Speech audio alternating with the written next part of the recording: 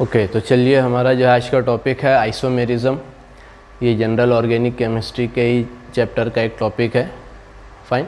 तो आइसोमेरिज्म, तो सबसे पहले समझते हैं कि आइसोमेरिज्म, देखिए आइसोमेरिज्म या वी कैन से आइसोमर है ना, ये बेसिकली दो वर्ड से बना है। एक होता है आइसो, आइसो का मतलब होता है सेम, ठीक है, आइसो का मतलब होता है सेम, और मर बेसिकली ग्रीक वर्ड है जिसका मीनिंग होता है यूनिट, है ना। तो आइसोमर या आइसोमेरिज्म, बेसिकली आइसोमर कंपाउंड को कहते हैं। आइसोमर्स मतलब ऐसे कंपाउंड जो सेम यूनिट के हों, है ना, सेम हो, और आइसोमेरिज्म उसका फिनोमेना है।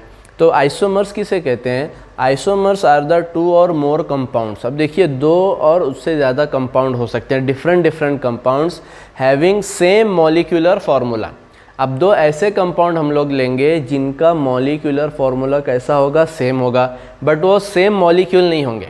बहुत ध्यान से समझिए, मॉलिक्यूलर फार्मूला सेम होगा बट वो कंपाउंड कैसे होंगे? अलग अलग होंगे। सो उनको क्या बोला जाए? अच्छा, कंपाउंड अलग होंगे तो प्रॉपर्टीज़ भी अलग हो जाएगी।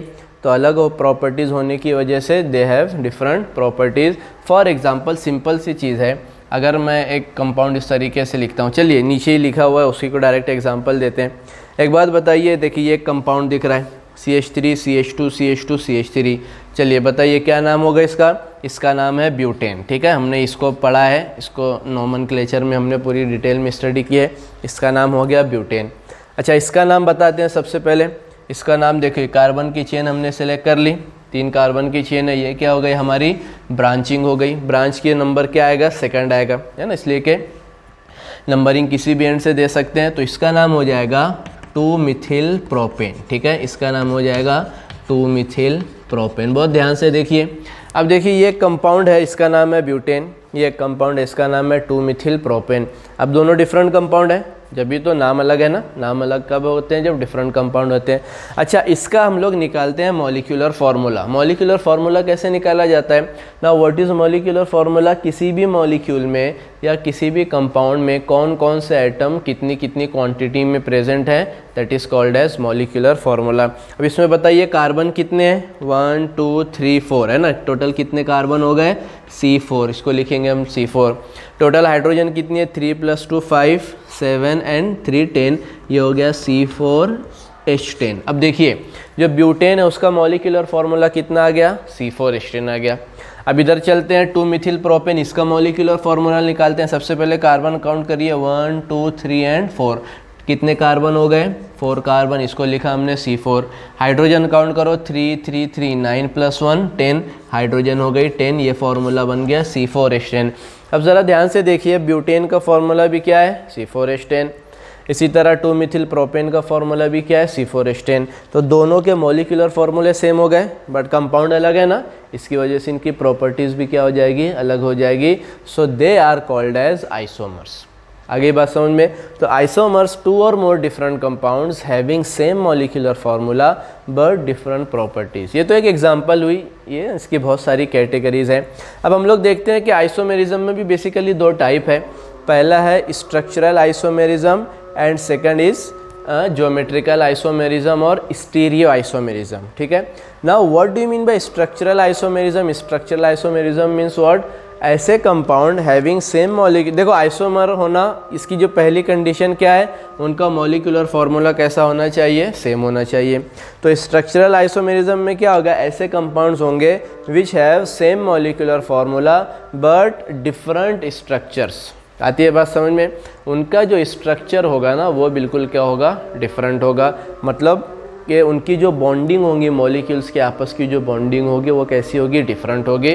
That is called as structural isomerism. अब उसके अंदर भी कैटेगरी है। The very first category is chain isomerism, है ना। पहली जो कैटेगरी है स्ट्रक्चरल आइसोमेरिज्म की, वो क्या है? Chain isomerism. Now what is chain isomerism? अब देखिए, ये दोनों कंपाउंड देखो, इससे समझ में आएगा। देखो, दोनों आइसोमर है, कैसे समझा? ये इन दोनों का मॉलिक्यूलर फार्मूला कैसा है? सेम है। अब ज़रा इसमें देखिए, जो कार्बन एटम की जो पेरेंट चेन है, कितने कार्बन की है? 4 कार्बन की है। 1 2 3 4, 4 कार्बन की पेरेंट चेन है।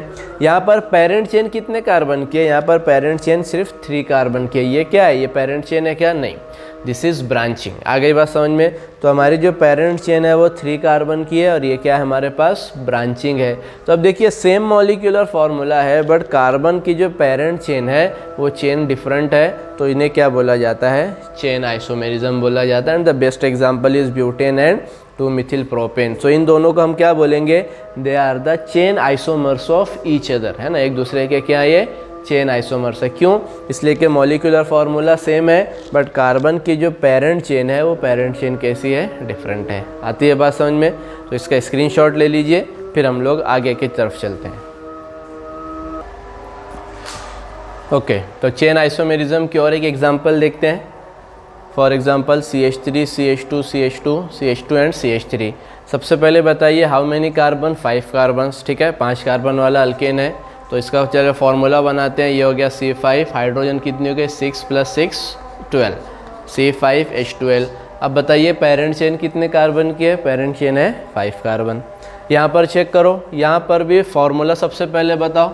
फॉर्मूला यहाँ पर भी बनेगा C5H12, इसका फॉर्मूला भी बनेगा C5H12। अब तीनों के अंदर देखिए जो पेरेंट चेन है वो पेरेंट चेन, या बेसिकली तीनों का जो मॉलिक्यूलर फार्मूला सेम है बट तीनों डिफरेंट स्ट्रक्चर्स है ना। इसमें पेरेंट चेन कितने कार्बन की है, 5 कार्बन। इसमें पेरेंट चेन कितने कार्बन की है, 4। हम लोग अब इसको हम पेरेंट चेन में काउंट करेंगे क्या, no, this is called as branching.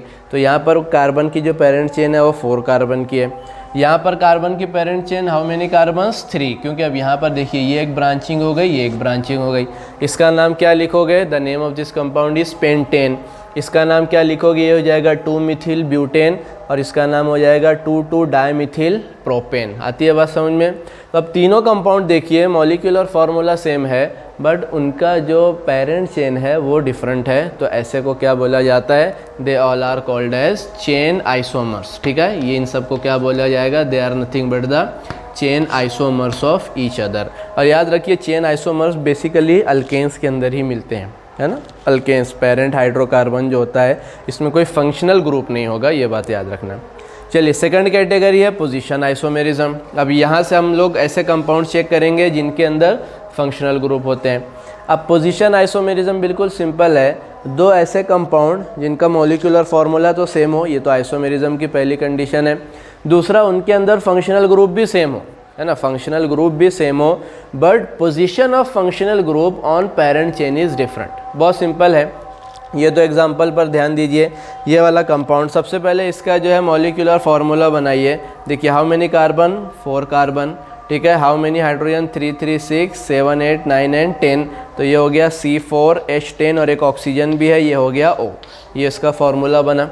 इसका फार्मूला बनाइए 1, 2, 3, 4 carbon. How many hydrogen, 3, 5, 7, 9 and 1 10 hydrogen and एक ऑक्सीजन। देखो दोनों के मॉलिक्यूलर फार्मूले सेम है। अच्छा एक बात बताइए, इसमें फंक्शनल ग्रुप कौन सा है? इसमें फंक्शनल ग्रुप है OH अल्कोहलिक। इसमें फंक्शनल ग्रुप कौन सा है? इसमें भी फंक्शनल ग्रुप है OH अल्कोहलिक। दोनों के अंदर फंक्शनल ग्रुप भी कैसा है? दोनों के अंदर फंक्शनल ग्रुप भी बिल्कुल सेम है। तो 2 कंपाउंड्स और 2 और more compounds having same molecular formula also having same functional group but position of functional group on parent chain is different। अब एक बात बताइए, इसकी पोजीशन क्या होगी? लोएस्ट नंबरिंग के हिसाब से इसको मिलेगा 2, 3, 4। तो देखिए OH ग्रुप कौन से कार्बन पर है? सेकंड कार्बन पर। यहाँ पर OH ग्रुप कौन से कार्बन पर है? यहाँ पर OH ग्रुप है फर्स्ट कार्बन पर। तो यहाँ पर OH ग्रुप सेकंड कार्बन पर है, यहाँ पर OH ग्रुप फर्स्ट कार्बन पर है। तो फंक्शनल ग्रुप की पोजीशन क्या हो गई? डिफरेंट हो गई। तो इन कंपाउंड को क्या बोला जाता है? Position isomerism. So the position isomers are 2 molecules or 2 compounds having same molecular formula, having same functional group but position of functional group on different carbon chain on carbon chain is different। आती है बात समझ में? इसका भी screenshot ले लीजिए, फिर हम लोग इसके आगे चलते हैं। So the next type is functional group isomerism। अब फंक्शनल ग्रुप आइसोमेरिज्म भी ये कुछ सिलेक्टेड कंपाउंड्स में होता है। नाउ 2 आइसोमर्स, ठीक है, आइसोमर्स मतलब compounds having same molecular formula. अच्छा, they have same molecular formula but they have different functional groups. अब ये बहुत इंपॉर्टेंट है कि 2 ऐसे कंपाउंड जिनका मॉलिक्यूलर फार्मूला तो सेम होगा बट उनके अंदर जो फंक्शनल ग्रुप्स होंगे वो डिफरेंट होंगे, और ये बहुत ही स्पेसिफिक कैटेगरी है। सबसे पहले ये एग्जांपल चेक करिए, CH3 CH2 CHO। सबसे पहले तो मैं इसका मॉलिक्यूलर फार्मूला लिखता हूँ। क्या फार्मूला बनेगा? How many carbons? 3 कार्बन्स, ये लिख दिया मैंने 3 carbons C3। How many hydrogen? 3 + 2 5 + 1 6, ये हो गया C3H6 और एक हो गई ऑक्सीजन, ये हो गया हमारा फार्मूला। आगे बात समझ में। अब एक बात बताइए, ये मॉलिक्यूलर फार्मूला तो मिला C3H6O, ये कंपाउंड के अंदर फंक्शनल ग्रुप कौन सा है? इस कंपाउंड के अंदर फंक्शनल ग्रुप है CHO। आगे बात समझ में। और CHO क्या होता है? अल्डेहाइड।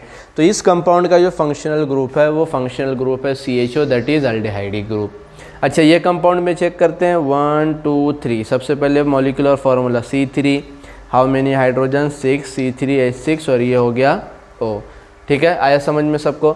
अब देखिए ये फार्मूला भी चेक करो C3H6O, ये फार्मूला चेक करो C3H6O, दोनों के मॉलिक्यूलर फार्मूले सेम है, मतलब आइसोमर होंगे। इसके अंदर कौन सा फंक्शनल ग्रुप है? अल्डेहाइडिक। इसके अंदर कौन सा फंक्शनल ग्रुप है? इस कंपाउंड के अंदर फंक्शनल ग्रुप है कीटोनिक ग्रुप। तो यहाँ पर अल्डेहाइड है, यहाँ पर कीटोन है, बट दोनों का मॉलिक्यूलर फार्मूला कैसा है? सेम है। तो अल्डेहाइड और जो कीटोन है they are called as functional group isomers of each other. The compounds having same molecular formula but having different functional groups in their compound. तो देखिए ये 3 कार्बन वाला अल्डेहाइड है, ये 3 कार्बन वाला क्या है? कीटोन है। तो अगर अल्डेहाइड और कीटोन में same number of carbon atom हो तो वो कहलाते हैं एक दूसरे के फंक्शनल ग्रुप आइसोमर्स। आगे बात समझ में। सिमिलरली और एक पेयर देखते हैं फंक्शनल ग्रुप्स की। ये वाला क्या है? अल्कोहल है, और ये क्या है? This is called as ether, ये हमने देखा है। अब देखिए ज़रा इसका चेक करते हैं। 1 2 3, 3 कार्बन्स हैं, ये हो गया C3। How many hydrogen? 3 + 2 + 2 + 1, total 8 hydrogen and 1 oxygen, ये क्या बन गया? C3H8O। इसको चेक करते हैं ईथर को। 1 2 3, 3 कार्बन्स हो गए। How many hydrogen? 3 3 6 + 2 8 and 1 oxygen. तो C3H8O C3H8O, दोनों का मॉलिक्यूलर फार्मूला सेम है, बट इसके अंदर फंक्शनल ग्रुप कौन सा है? अल्कोहल। इसके अंदर फंक्शनल ग्रुप कौन सा है? ईथर। तो alcohols and ethers they are called as functional group isomers of each other. आगे ये बात समझ में। तो फंक्शनल ग्रुप आइसोमेरिज्म क्या होंगे? 2 different compounds having same molecular formula but they have different functional groups, so they are called as functional group isomers. समझ में आया? स्क्रीनशॉट ले लीजिए, आगे चलते हैं फिर।